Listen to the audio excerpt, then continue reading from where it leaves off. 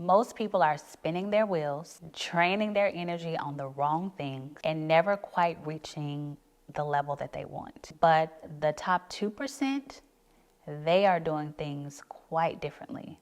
And I have a feeling that that is the reason why you're here. The top 2%, well, they prioritize differently, they invest differently, and they focus on the things that truly matter. In the video today, I'm going to give you 3 very important keys on how to step into the identity of the top 2%. The top 2% are not focused on quick wins and being more of microwavable results, but they're focused on true legacy building. With further ado, let's go straight into it. The first key that I want to give you, and the reason why I say key instead of tip, is because I'm a thought leader. And thought leaders share keys, and they share strategies, and they share methodologies, but not just a bunch of random tips. So throughout my teachings on YouTube, you will find me saying keys because I am a thought leader. So key number 1, outsourcing. The top 2% understands that to outsource means to save energy for what truly matters. In fact, I learned this lesson very early in my marriage with a small baby.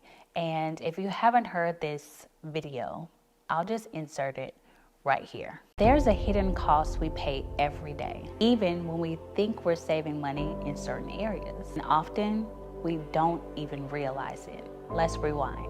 Years ago, a friend tried to teach me how to coupon. As a newlywed with a small baby, I thought it would be a great way to save money. She told me it could take her up to 10 hours just to organize and use all the coupons. So I tried it. And after hours of clipping, sorting, and saving a few dollars, I realized I had paid a much higher price. I paid the price of my energy. The energy that I needed for my husband, energy that I needed for my small baby, was now spent on something that had left me drained. But now, I outsource everything. Weekly housekeeping, window cleaning, mobile detailing, grocery delivery, even mobile dog grooming. Luxury to me isn't about money. It's about the experience. I want my family to experience me as a woman who's abundant in health, happiness, and fulfillment. My question for you is, which price are you willing to pay? The cost of doing it all yourself, or the price to outsource and buy back your time for the people and experiences that matter most? Remember this, every choice has an invoice. Your energy, and when I say energy, I'm talking about the energy that we use, that we expend on things that we need to do. Your energy is one of your most valuable resources, yet most people use it on things that drain them the most. And so what I realized was, while I was spending so much time with those coupons, I looked at the eyes of my little baby and I thought to myself, I am drained. And I realized that even though I had not been exposed to this way of thinking that I'm telling you all, I can tell you for sure it has been one of the keys to my success. And that is that even from very early in our marriage, we began to outsource just certain things. And I know sometimes you coming into this video, you may say, well, maybe you all have always had money. No, when we got married, we had a small apartment, we had a bed, a TV, no TV stand. We didn't even have any furniture. So we were not in the place at that time to outsource. But around a couple of years into our marriage, after having 2 babies in 2 years and me trying to deep clean everything while I had a toddler and a nursing newborn, I realized that things needed to change. And at first we kind of, if I can be honest, we kind of turned up our nose at the thought of paying someone to clean our toilets and mop our floors, until I realized, where did that thinking come from? It came because I saw my mom do everything. If the carpet needed cleaning, I saw my mom get down on her hands and knees and scrub the carpet for 5 and 6 hours. If the house needed to be deep cleaned, I saw my mom spending all day, all weekend deep cleaning our house, the baseboards, boiling the bleach and the Fabuloso all on the kitchen stove. If it needed to be done, I saw my mom do it. If it needed to be done, my mom saw her mom do it. But I didn't see a lot of women who were taking their time back, because not only did I see my mom getting down on her knees and scrubbing the carpet, but guess what else I saw? Her waddling back to her bed at night because she had no energy for me. And that stung as a child. Our house was immaculate, but I didn't grow up with that relationship with my mom, because she was the one that if it needed to be done, she would do it. That means if the church needed someone to open up the church, my mom was there. If the house needed to be deep cleaned, she would do it. If the lawn needed to be mowed, she would do it. It didn't matter what it was. She put that superwoman cape on and she got it done. But there was a price she had to pay. And the price was depletion. The price was burnout. The price was disconnection from her children. And that was a price that I said that I would not pay. And so I had to rewire my brain to outsource things that some people may turn up their nose and say, well, you are a woman. Why aren't you doing these things? Just because I have a housekeeper who comes every week does not mean that I still don't have to maintain the house. We still have to maintain. Just because I may have someone, a mobile detailing service to clean our vehicles, doesn't mean that I just leave French fries in between my seats. It still means that I need to maintain it, but I'm not doing the heavy lifting because I'm spending time doing the things that keeps me in my zone of genius, as I wrote in this book. If you have this book, this very thick book, you've heard me say this before, staying in my zone of genius has just helped like skyrocket. Do you hear me? Skyrocket my income, skyrocket my fulfillment, but also skyrocket these deep connections that I have with my family. I remember listening to something that it really impacted me a lot. There was a lady, she had a big title in a job company, like this word, and I won't say the company, but it was huge, just this big title. And she was saying that she worked very early hours and very late hours. And she had, I don't know how many children she had. I know for sure she had a daughter.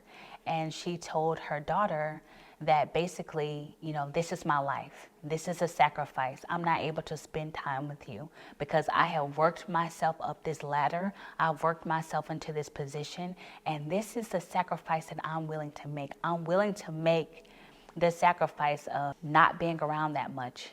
And she said that her daughter was like in tears because she was missing some of the school events. And she said she got a list of everyone who else had missed school events because of work. And she told her daughter, you're not alone. Well, while that story may resonate with you, and you may say, well, yes, I'm willing to sacrifice time with my family and time with my children, that's never a price that I'm willing to pay. At the end of my days and at the end of my years, I want to look back and say, I utilized my time, outsourced my time, built a legacy where I never had to sacrifice home in the name of hustle. Outsourcing has given me my time back. Here's a quote for you as I'm getting ready to host an intensive that I'll talk about at the end. And it's that iconic women know that to build something lasting, they have to focus their energy on what truly matters and delegate the rest. Number 2, habit stacking. That is habit stacking and creating momentum with ease. This week, I recorded a teaching for my Secrets from the Jet community, which is a very high-achieving, high-impact membership that I have that's by invite only. And I was telling them, as I read in the book Atomic Habits, is that it's really important to focus more on your habits than on your goals. I'll repeat that. It's really important to focus more on your habits instead of your goals. Think about it. Let's just say you want to lose weight and you want to look really good for your wedding.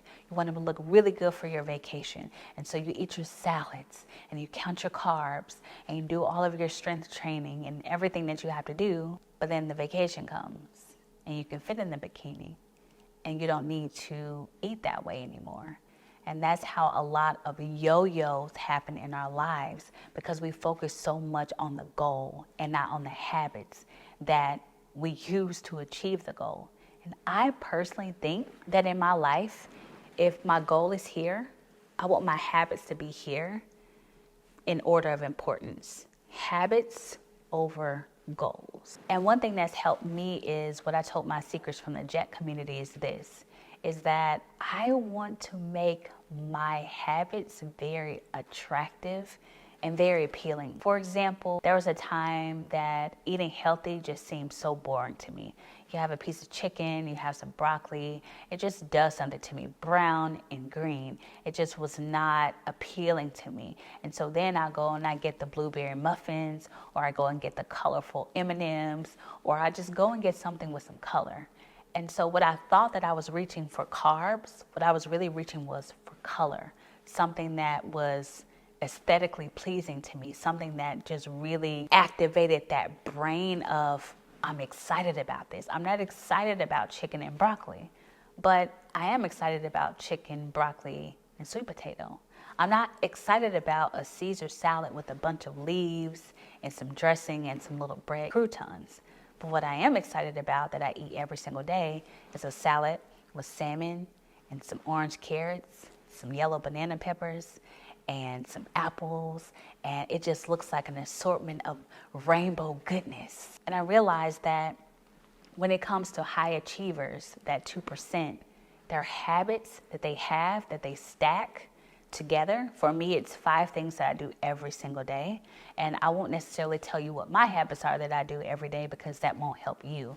But what helps you is establishing habits that really appeal to your own personal goals and personal vision. So I have habits for my health. I have habits for my spiritual health. I have habits for my mental health. I have habits for my personal development. I have habits as a leader. All of these habits stacking, can I tell you something? They're all very appealing. And they make me jump out of the bed, ready to do my habits every single day. People who don't have a sense of your habit feeling like a reward often go back into whatever it was that made it feel like a reward. And so I found that high achievers, they just focus on habits. This time of year, which you're getting this video, is the very beginning of November. And around this time, 98% of people have abandoned all of their goals. New year, new me. They don't care. It's time for candy yams and dressing and all these things. And they don't care. Pumpkin spice lattes. And their mind is sweater season. It's sweater weather. So they can put on sweaters and they can hide the fluff. They can hide.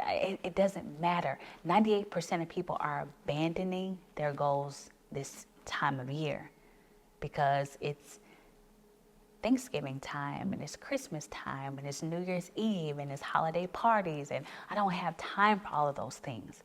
But what habits do, habits become a fail-proof way to make sure your life is full of momentum. So yes, life happens, birthday parties and holiday events, but when you're used to, like me, I'm used to eating salads every day. Guess what? My body craves a salad every day. I'm used to drinking a smoothie every day. My body craves a smoothie every day.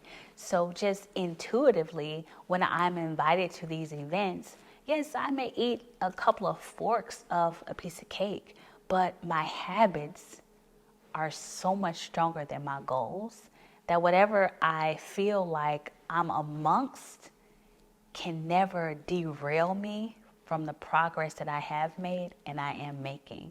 Because it's not just a goal for Christmas, a goal for the new year, a goal for the birthday. It's every day I want to be 1% better than I was yesterday. And when that is your habit of habit stacking, making it a point that every day you're moving forward because it's fail-proof, because you have habits, I promise you, you will be amongst the 2% that is not easily derailed by disappointment or distraction, because you have habits. Number 3, investing relentlessly. And I do mean relentlessly. There's a story that my husband told recently. He was saying that one Christmas, we were just thinking about what we wanted to do, what we wanted to reach for, what we wanted to attain. And so we made this commitment to ourselves.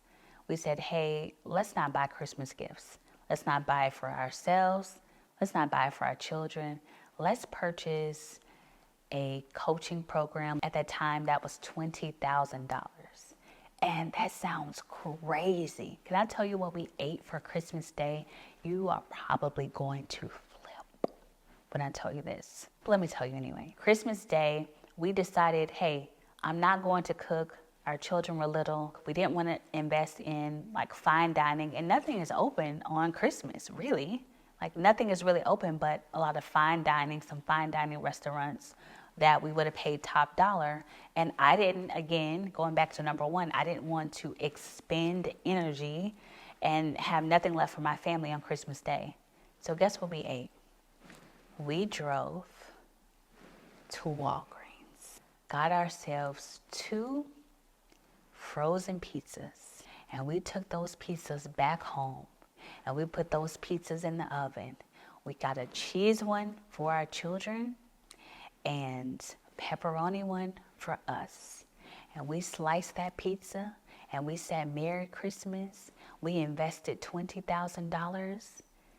And when I tell you, that investment was one of the things that kick-started our success. The 2% invest relentlessly. In fact, they go against what everybody else is doing. It wasn't even something that we went around and told all of our friends, what do you think about this?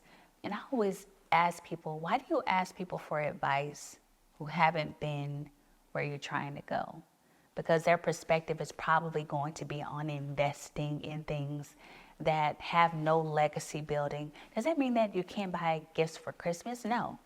But I can tell you that we decided not to buy gifts for Christmas. We decided to do things that move the needle forward. And the funny thing about this entire story is my husband and I just had this conversation today. As we are approaching the Christmas season, we were thinking, what kind of gift can we give to each other? Because we are both high achievers, we're both driven, we're both legacy builders. We both don't want to be depleted for our family. You all know we have 4 children, 11 and under. So we're busy building this family. And we decided for Christmas, we're investing $150,000 into a program. $150,000, not into a purse. And let me just say that you may see me with the Chanel earrings, the Chanel bags.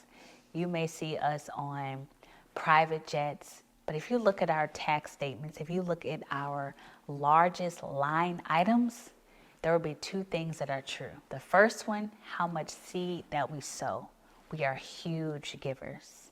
I give 6 figures in seed and sowing. I believe in that. Nobody could ever take that away from me. I was sowing seeds when I didn't have any money at all. And so seeds are big for me. And then the second one is also 6 figures, but it's my education. It's my coaching. These are the things that I wasn't raised being taught the importance of. I was pushed college. I was pushed all of these things. And when I look at so many investments that people deem important, I realize that one of the greatest investments that you can make is back into you, back into your education, back into your learning. And these are the investments that I've made into myself. So as you are stepping into that identity of becoming that 2%, going against the grain, doing things differently than everybody else is doing in this season, I want to just give you a hand clap, a virtual high five, a pat on the back, because you are the one that your bloodline needs. You are the one that your legacy needs. You are the woman for the job. You are the one who has been called for such a time as this, because you're not afraid to go against the grain. And you're not afraid to do things differently than maybe your mother did, your grandmother did, your aunt did. You are the woman that says, I am willing to do investments and go beyond anything that I've ever seen, because my bloodline deserves that. When I look at what my husband and I are building, we always say our bloodline deserves that. As we conclude this teaching, I want you to go to the description box in this video and you will see 2 links. The first one is this. If you want to know more about outsourcing, not just about myself, but also about leaders like Coco Chanel, you want to get this book and make sure you get the highest tier. I always say the highest tiers usually go for the highest achievers. And that really tells you how I went from flight attendant to multi-million-dollar brand. And then the second link you'll see is a link for our new iconic intensive. And let's just say it's going to be something out of this world. It's for the high achievers, for the 2%, the women who are making bold moves, not just for themselves, but for their families or their future families. Until next time, I'll see you soon. Bye.